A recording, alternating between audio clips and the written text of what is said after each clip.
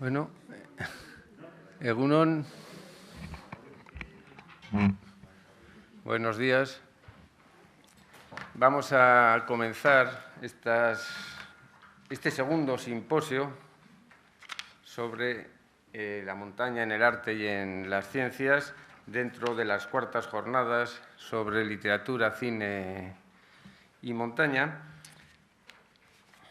Y para abrir este simposio tenemos la colaboración de la profesora Patricia Vieira, que es profesora en la Universidad de Georgetown, en el Departamento de Español y Portugués, en el programa de literatura comparada.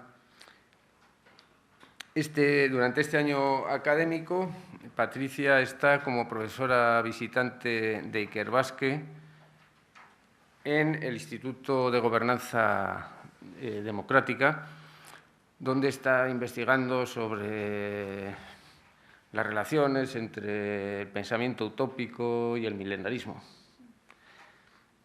Ha publicado varios libros sobre su especialidad, pues el cine portugués entre los años 30 y 60, sobre la ficción en el pensamiento político también en Latinoamérica, y ha coeditado un libro sobre la utopía existencial, sobre las nuevas perspectivas en el pensamiento utópico. Hoy nos va a hablar sobre el interior de las montañas. En principio pensábamos que era una comparación entre la caverna platónica y la de Nofalis.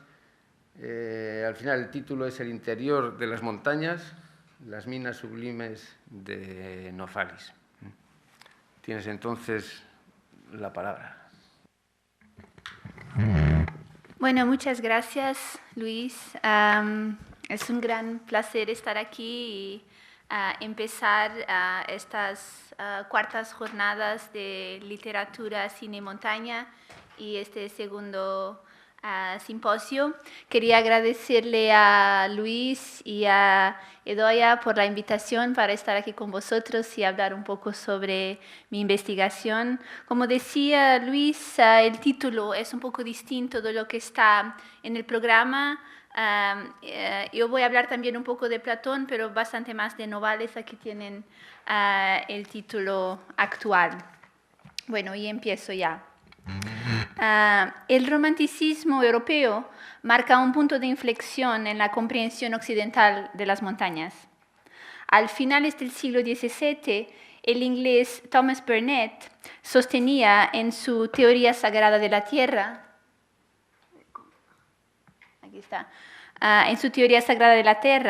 que las montañas eran una consecuencia física de la ira de Dios, y eran el resultado de la gran inundación que había reventado la corteza de la tierra y lanzado afuera el agua desde el interior de la tierra, destruyendo así el paisaje llano del Edén. Este horror de elevaciones montañosas como signo visible de la ira de Dios por la bajeza de la humanidad, se mezclaba también con un sentimiento de admiración y hasta de temor. John Dennis, un otro inglés, escribiendo solo unos pocos años después de Burnet acerca de su cruce sobre los Alpes, comentaba la combinación de placer, dolor e incluso desesperación que le provocaba la vista de los picos montañosos más altos. Tanto Shaftesbury como Joseph Addison también describieron a comienzo del siglo XVIII el asombro que sintieran cuando se enfrentaran a estas grandes alturas de los Alpes. La contribución de las montañas a la teoría estética se plasmó en la famosa obra de Edmund Burke, Indagación filosófica sobre el origen de nuestras ideas acerca de lo sublime y lo bello.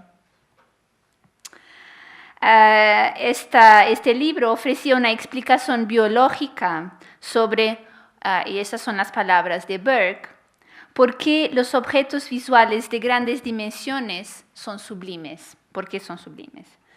Preguntaba Burke. Para Burke, la impresión de un cuerpo grande como una montaña en la retina humana tensa los ojos y causa dolor. Este filósofo irlandés ofrece una compleja explicación de por qué los humanos asocian placer con ciertas formas de dolor, como por ejemplo el dolor que causa ver una montaña. Y por asociar este placer con dolor, experimentan el sublime. Para Burke, la divina providencia, en un esfuerzo para contrarrestar los efectos perniciosos de la indolencia y de la inacción humana, hizo a los seres humanos apreciar el esfuerzo provocado por el trabajo. El trabajo, el cual implica una contracción de los músculos, que es a veces dolorosa, nos da también placer y por eso los humanos trabajan, dice Burke. Entonces, el esfuerzo de los ojos cuando se ve una montaña es similar a la tensión de los músculos cuando trabajamos y nos causa tanto dolor como placer, lo que nos lleva a experimentar lo sublime. A pesar de las nociones anticuadas de Burke sobre la fisiología y la psicología humanas, el vínculo entre lo sublime y la montaña se mantuvo como un pilar fundamental de la escritura romántica sobre la naturaleza. Por ejemplo, las tierras altas escocesas y el distrito de los lagos, que son los más famosos paisajes románticos británicos, se volvieran célebres por su similitud con los Alpes, el arquetipo de lo sublime romántico. Pero hay un reverso de esta, digamos, luminosa historia de lo sublime asociado con las montañas. En efecto, si se necesitaba luz para ver los majestuosos picos de las montañas, la oscuridad también podía provocar el sentimiento de lo sublime. Para Burke, y estas son las palabras de Burke, por lo tanto, lo que es terrible con respecto a la vista es también sublime, independientemente de que esta causa de terror esté o no dotada de grandes dimensiones, dice Burke.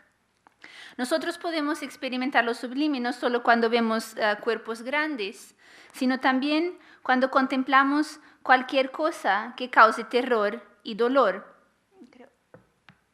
Esa es la cita de Burke. Entonces, algo que cause terror y dolor puede también causar el sublime.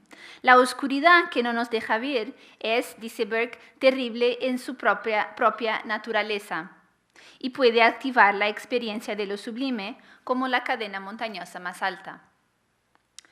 Estas reflexiones de Burke sobre lo sublime y la oscuridad abren el camino a una nueva evaluación de lo oscuro, así como de la noche y de las tinieblas en el romanticismo.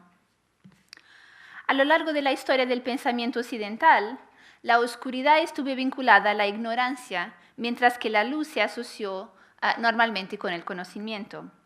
Platón, por ejemplo, utiliza a menudo el sol como una metáfora de la razón que le permite al ser humano dejar atrás el mundo de las apariencias y alcanzar la esfera idética.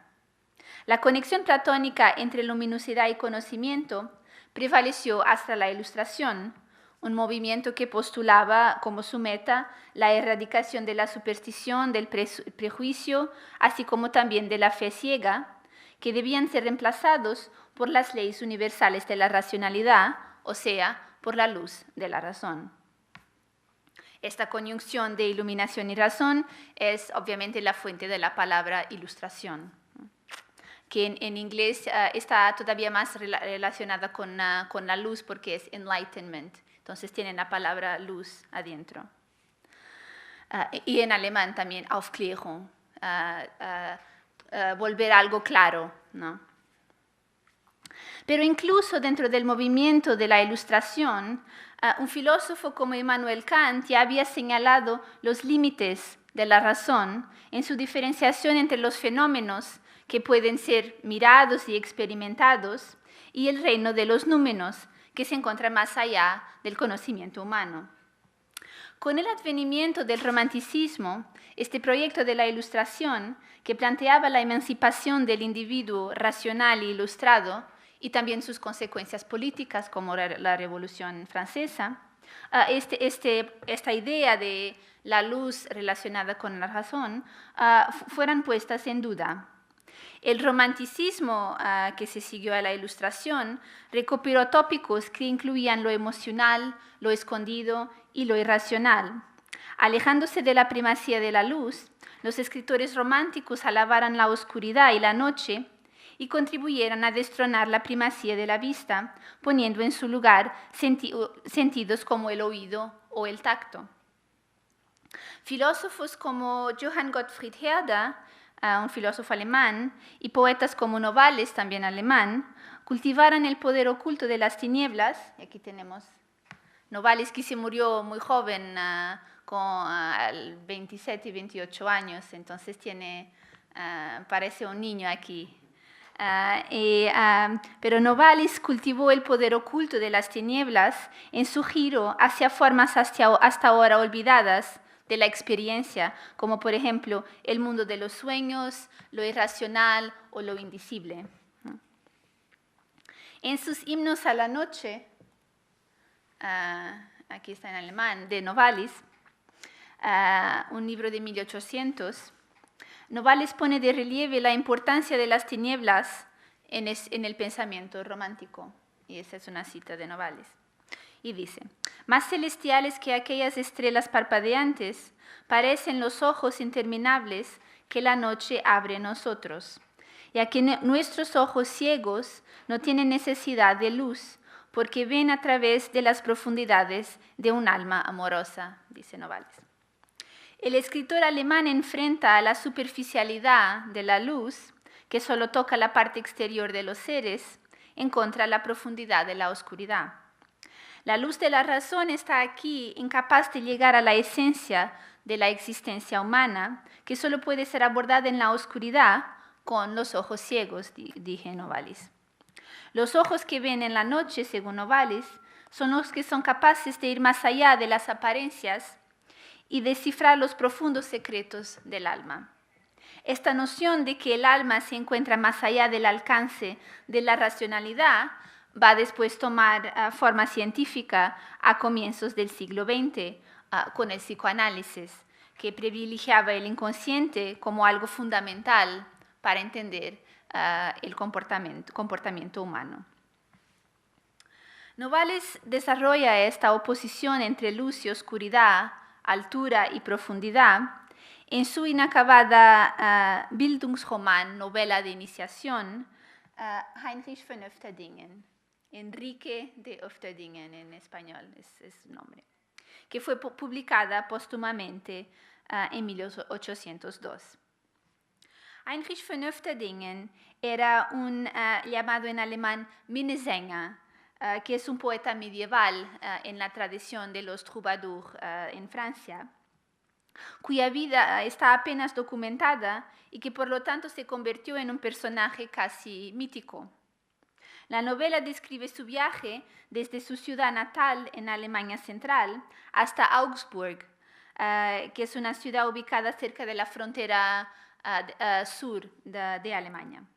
Augsburg es presentado en el libro como la combinación entre la diligente ética alemana de trabajo y la actitud más despreocupada y artística predominante en el sur, donde viven los llamados en el libro latinos, ¿no? Dice Novalis. En su entrenamiento para convertirse en poeta, Heinrich, el protagonista, está destinado a encarnar tanto esta laboriosidad alemana como la creatividad latina, entonces hacer la síntesis entre las dos. Es significativo que en esta novela, yo le llamé road novel, que es novela de camino, creo en español, algo así, es una novela en que están siempre moviéndose. No hay ninguna mención, no es importante las descripciones de montañas impresionantes o altas cumbres, que sería normal en un viaje en Alemania y que son tan comunes en la obra de otros escritores románticos. Más bien es el interior de la montaña que llama la atención de Heinrich y provoca en él el sentimiento de lo sublime. Durante su viaje de iniciación, Heinrich conoce varios hombres que actúan como modelos a seguir en su proceso de aprendizaje para convertirse en poeta. Él va junto con un minero y el minero se encuentran con un ermitaño que había estado viviendo durante años en el interior de unas cuevas dentro de las montañas con solo sus libros de compañía. Como el protagonista explica más tarde en el libro, el minero representa el conocimiento adquirido de la naturaleza, mientras que el ermitaño personifica la sabiduría extraída de la historia humana. Ambos, sin embargo, adquirieran su conocimiento, lo que van a transferir a Heinrich, en el interior de las montañas. En la oscuridad de las cuevas y pasajes de la montaña, el minero y el ermitaño no están cegados por la luz de superficialidades y por lo que pueden captar las verdades esenciales de la naturaleza y de la vida humana. Los mineros son, según el ermitaño, astrólogos en reversa. Mientras los astrólogos, y esta es una cita, contemplan incesantemente los cielos y se extravían en esos espacios inmensurables, los mineros vuelven su mirada dentro de la tierra y exploran su estructura. Investigan los poderes de las rocas y las montañas y los múltiples efectos de las capas de tierra y roca. Ese es el final de la cita. El ermitaño dibuja aquí una distinción entre el aprendizaje de la astrología, que deriva de mirar hacia arriba, hacia los cielos, contemplando la luz del sol y las estrellas, y el conocimiento adquirido del movimiento hacia abajo, en la oscuridad de las montañas, perforando cada vez más la roca. Además, los astrólogos tratan de adivinar el futuro, mientras que los mineros contemplan los logros del pasado. Para los astrólogos, y dice Novalis, el cielo es el libro del futuro, mientras que los mineros cavan en la tierra que les revela, y esa es otra cita, monumentos del mundo primitivo.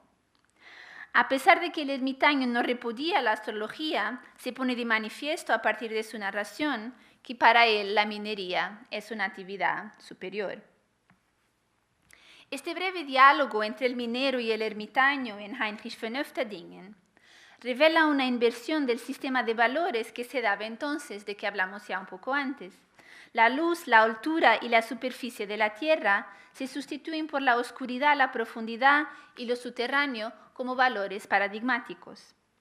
En lugar de mirar hacia la superficie de los montes en busca de lo sublime romántico, un joven como Heinrich debía buscarlo dentro de lo más profundo de las cadenas montañosas. Esta inversión de direccionalidad hacia las profundidades es acompañada por un movimiento hacia atrás, hacia la dirección del pasado. En vez de adivinar lo que el futuro puede traer, Heinrich debía centrarse en las experiencias de épocas anteriores, ¿no? Y en sintonía con este interés romántico por la historia, ¿no? Desencantado del progreso y del futuro, que parecen estar ligados a una creciente industrialización, los escritores románticos hacen referencia al pasado y en especial a la Edad Media, percibiendo en ella la raíz de las nacionalidades europeas y una edad de oro de la poesía. La recuperación romántica de la Edad Media hace entonces conocida como Edad Oscura, no es el nombre que el Renacimiento dio a la Edad Media, es parte del cambio en los valores que hemos descrito. La elección por parte de Novalis de un poeta medieval casi mítico como el protagonista de su novela ha de entenderse en el contexto de esta fascinación con una mentalidad premoderna, precientífica y casi mágica, la cual lamentaban como perdida los escritores románticos. Puede parecer un poco irónico en los albores de la Revolución Industrial, la cual se basó en la minería para garantizar tanto el combustible como las materias primas para las nuevas industrias manufactureras, Novalis con su enfoque, para las industrias manufactureras, entonces puede parecer irónico en este contexto de la revolución industrial que Novalis con su enfoque onírico y retrospectivo hacia el arte y las relaciones sociales, entonces este enfoque onírico de Novalis, eligiera a un minero como modelo para su protagonista, Heinrich. Entonces, en este contexto de la revolución industrial y de la minería como central en la revolución industrial, es extraño, es raro que Novalis, con su enfoque onírico, eligiera un minero como el modelo de su protagonista. Después de todo, muchos recuentos de los efectos negativos de la minería se abrieron paso en la literatura de la época, sobre todo en la obra maestra de Zola, que es tal vez la más famosa, Germinal, publicada en 1877, ¿no? Precisamente sobre los efectos negativos de la minería en la vida de los mineros, ¿no? El retrato hecho por Novalis de una de las profesiones más emblemáticas de la revolución industrial contrasta fuertemente con la imagen del minero explotado y desesperado, viviendo en la miseria, que encontramos en muchos otros escritos del siglo XIX. En un contexto en el cual los trabajadores mineros reales viven en condiciones degradantes, Novalis no diseña a su minero como activista social y político, luchando por los derechos del proletariado, como lo haría Zola en su novela naturalista algunas décadas más tarde. Sin embargo, la ausencia de un comentario político explícito en Heinrich von Oefterdingen no impide que el autor alemán representara a los mineros como un símbolo de la resistencia a la mercantilización desenfrenada de la vida. Junto con el poeta Heinrich, el minero de Novalis está en completo contraste con el desarrollo industrial. De hecho, toda la novela está poblada de personajes de otra época: príncipes, princesas, ermitaños, sabios, poetas. No sabemos claro si Novalis estaba siendo subversivo o simplemente ingenuo al pintar su retrato del minero. Pero el resultado, de cualquier forma, es una poderosa crítica a la obsesión por el dinero reinante en la sociedad de su tiempo. En este texto de Novalis, el minero es un anciano venerable, tanto experimentado como sabio. A diferencia de los que se vieron obligados a la minería, ya que otras formas de trabajo más ligeras y más dignas no estaban disponibles, este minero está enamorado de su profesión, que había querido abrazar desde que era un niño. Se sintió atraído por las minas porque deseaba descubrir, dice el minero, las cámaras del tesoro oculto de la naturaleza. Como dice a Heinrich y sus amigos, el minero, y esa es una cita, es seguro que no fue en vano que estas montañas fueran tan elevadas, de tan gran alcance y en una base tan firme. La alta montaña no era más que una invitación para que los humanos exploraran su vientre, como si su forma imponente señalara las maravillas enterradas en, dice el minero, aquellos corredores y bóvedas primitivas. El encanto del medio ambiente en la novela va en línea con la fascinación romántica por lo sublime natural. De hecho, la novela lamenta la creciente insensibilidad de la naturaleza. Y esa es una cita. En días pasados, toda la naturaleza debe haber sido más viva y significativa que en la actualidad. Los efectos que hoy en día los animales apenas parecen notar y que son sentidos y disfrutados solamente por el hombre, movían los objetos sin vida en aquellos tiempos, por lo que era posible para los individuos con vena artística hacer y producir efectos que hoy parecen fabulosos y bastante increíbles. Entonces, en el pasado, toda la naturaleza, incluidos los objetos inanimados, tenía alma y vida, y por lo tanto muchos eventos que ahora parecen ser mágicos eran simplemente el resultado de la vitalidad del medio ambiente natural, la cual ha ido disminuyendo. La fascinación por el interior de la montaña es parte del esfuerzo de Novalis para revitalizar la naturaleza, para ver más allá de la superficie silenciosa de la roca hacia su centro animado. La convicción del minero de que una montaña tiene más de lo que yace en superficie y de que la naturaleza tiene secretos, como él dice, que se dan a conocer, se debe interpretar como un primer intento de reencantamiento, como van a postular más tarde algunos sociólogos, este reencantamiento del mundo, el cual se considera por la revolución industrial cada vez más como una colección de materias primas. Esta lucha para hacer frente a la instrumentalización de los seres vivos no humanos y de las cosas concebidos como recursos naturales listos para el consumo será la clave para entender el enfoque de Novalis sobre la minería.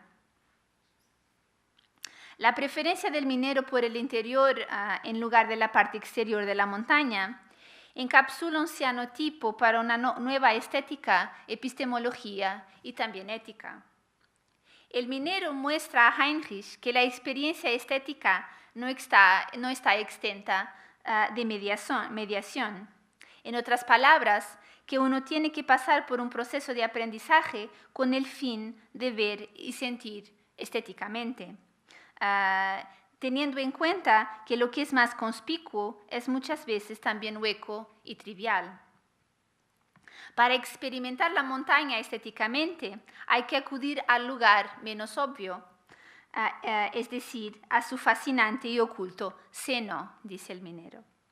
Esta estetización de la actividad minera enlaza con la condena a la explotación de la naturaleza mencionada anteriormente y se complementa con un rechazo a una relación de apropiación de los metales preciosos que se explotan.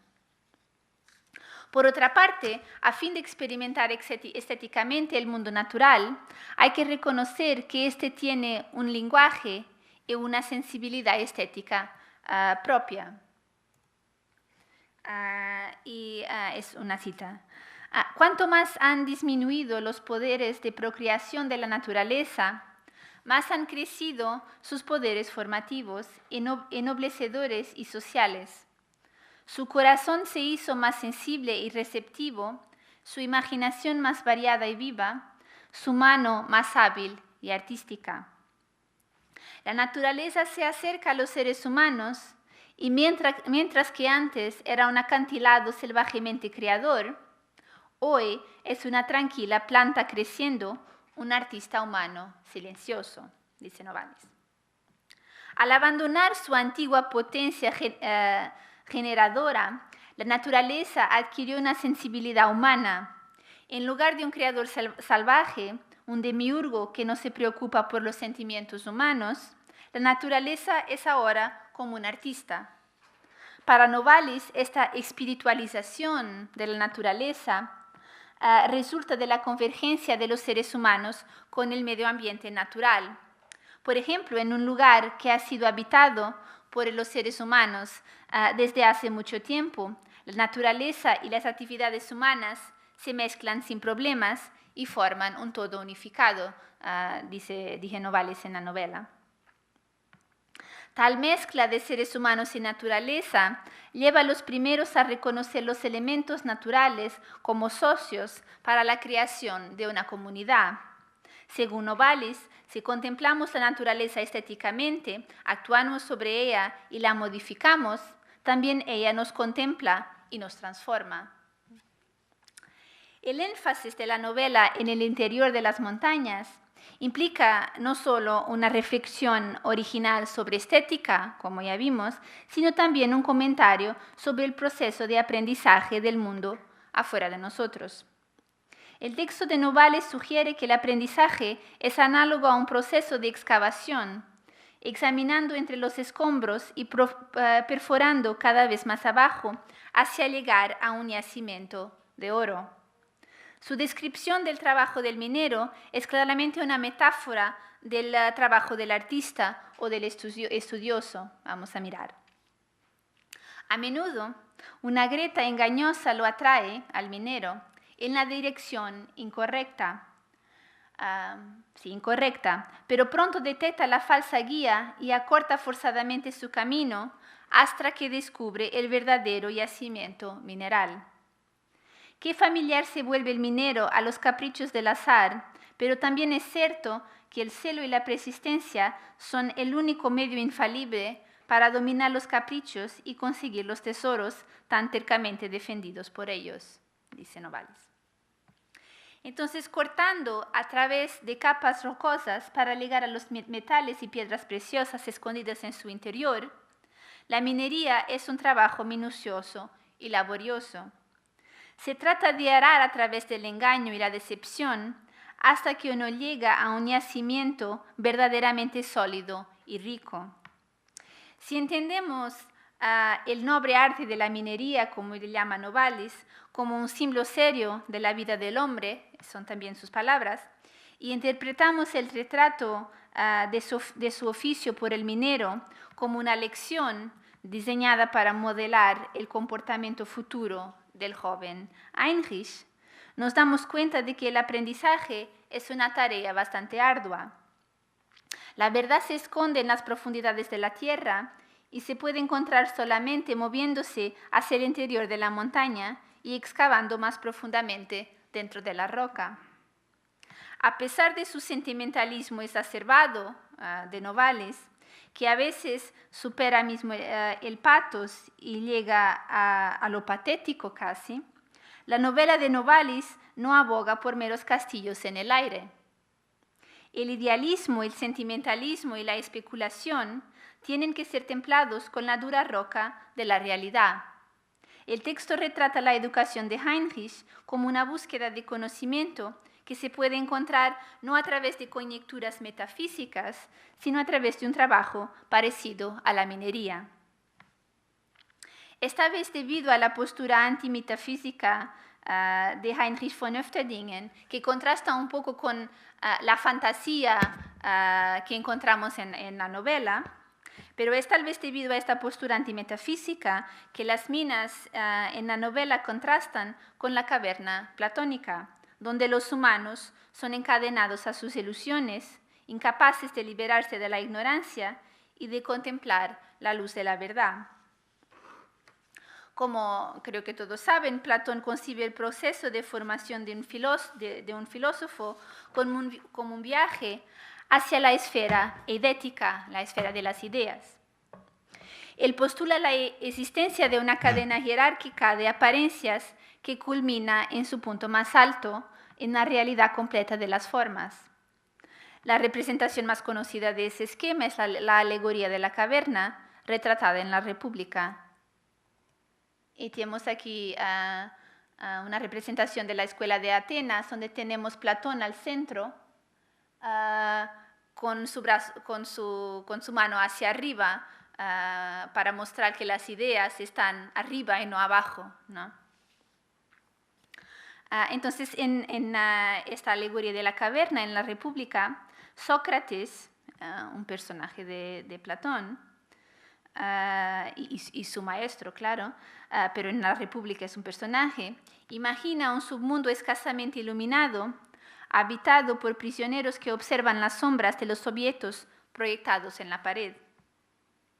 Mientras se encuentran en la caverna, los humanos están imposibilitados de ver la realidad que los rodea, pudiendo aprender solamente sus pálidas copias y reflejos. Un ascenso hacia lo alto se requiere para la disipación de la oscuridad y el ingreso a la luz de la verdad. En la cima, uno encuentra las ideas que están clasificadas como aquello que es siempre lo mismo en todo aspecto, aquello que no cambia. Y como el ser que es siempre igual y no vagabundea, motivado por la generación y el deterioro. Entonces las ideas son siempre iguales. Para Platón, pues, la cueva es un lugar de ignorancia y error. Uno tiene que moverse hacia arriba, fuera de la cueva y en dirección al cielo y a la luz para llegar a las verdades metafísicas.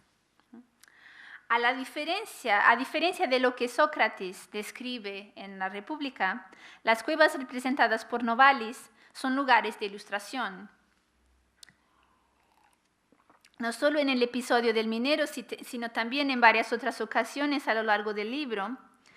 Por ejemplo, en el primer vistazo de Heinrich sobre la flor azul, en el viaje de su padre, en la historia de la princesa, en varios episodios, la cueva prepara el escenario para una experiencia transformadora, para una revelación que determinará los acontecimientos posteriores. Es de destacar que en Heinrich von Oefterdingen las cuevas son a menudo el escenario de encuentros amorosos, ya sean reales o metafóricos. En la historia de la princesa y el joven científico, por ejemplo, ellos consuman su amor en una cueva. Este es un episodio que permite una unión de contrarios, arte y ciencia, mujer noble y plebeo, y así por delante. Y así realiza una síntesis de visiones opuestas del mundo al final del cuento de este pequeño episodio. En el caso de Heinrich y su padre, la conexión entre las cuevas y la sexualidad es más velada, pero sin embargo central para la economía del texto. Es en una caverna donde ambos hombres contemplan por primera vez la flor azul, identificada más tarde con Matilda, la amada de Heinrich. Esta flor, que se convirtió en un símbolo del romanticismo, representa no solo el amor, sino también la verdad última que continuamente buscamos y que elude constantemente nuestro alcance, ¿no? Porque en el tiempo en que escribía Novalis no era tan común la flor azul, entonces era una flor que no existía y por eso la flor azul, la flor que no existe, representa esto que estamos siempre buscando pero que nunca alcanzamos, que está siempre más allá de lo que logramos alcanzar, ¿no? Entonces representa este conocimiento que nunca llegamos a tener. En el caso de Heinrich, este vínculo entre la flor y la sexualidad es bastante obvio. Su falta de experiencia sexual está tematizada con frecuencia en la novela y el viaje descrito por la narración, al final del cual se encuentra con Matilda, es retratado como un paso de la inocencia hacia la experiencia que permitirá a Heinrich desarrollar su habilidad como poeta. El padre de Heinrich, a diferencia de su hijo, abandonó la búsqueda de la flor azul esquiva y se casó con la madre de Heinrich.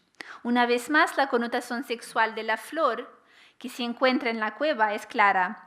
El símbolo metafórico de las mujeres, la flor, que es tradicionalmente un símbolo de las mujeres, se sustituye por una mujer de verdad, la madre de Heinrich. Entonces, la entrada por parte de los hombres dentro de diversas cuevas en el texto de Novalis, Heinrich, su padre, los comerciantes, se representa a menudo también con un lenguaje evocador de la penetración sexual, ¿no? Entonces, no solo son las cuevas el lugar donde está la flor azul, sino también cuando los hombres entran en las cuevas se usa un lenguaje muy semejante al lenguaje de la penetración sexual. La cueva sería aquí análoga a una matriz donde los hombres entran en búsqueda de conocimiento. Esta comprensión de las cuevas evoca el análisis que hace Lucie Irigaray sobre la caverna platónica en su libro Speculum de la otra mujer, en francés Speculum de l'autre femme. Para Irigaray, la caverna de Platón es un útero figurativo del cual los hombres necesitan salir para liberarse de las limitaciones de la naturaleza y entrar en el reino purificado de las ideas, entonces sin tener nada que ver con las mujeres y con la naturaleza. Con la salida de la cueva, los hombres dan luz a sus propios seres racionales y este dar luz es hecho idealmente en un proceso del que están excluidas las mujeres. Si extendemos la interpretación feminista de Irigaray de la cueva a Heinrich von Oefterdingen, Novalis sería aquí un paradigmático antiplatón. A diferencia del platónico aspirante a filósofo que tiene que salir de la cueva hacia arriba, el protagonista de Novalis tiene que cavar más profundamente en la cueva para llegar a la sabiduría. En vez de distanciarse de la naturaleza y pasar a la esfera de las ideas metafísicas, Heinrich tiene que moverse más profundamente dentro de la cueva en un proceso simbolizado por la actividad de la minería. A pesar de estas diferencias entre Novalis y Platón, los dos autores comparten una comprensión de la búsqueda de la sabiduría como una vía, un camino hacia el bien, ¿no? Y estamos entrando en la última parte de la charla. Para Novalis, la minería es una exploración incesante de una vida mejor, más ética, ¿no? De acuerdo con la novela, los mineros son caminantes, en alemán Wanderer, y dice la novela: una montaña lo conduce al minero a otra.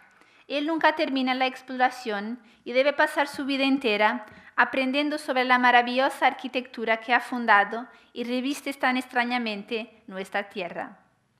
Entonces los mineros se mueven de una montaña a otra, impulsados por el deseo de entender mejor los secretos que se esconden bajo de la superficie de la tierra.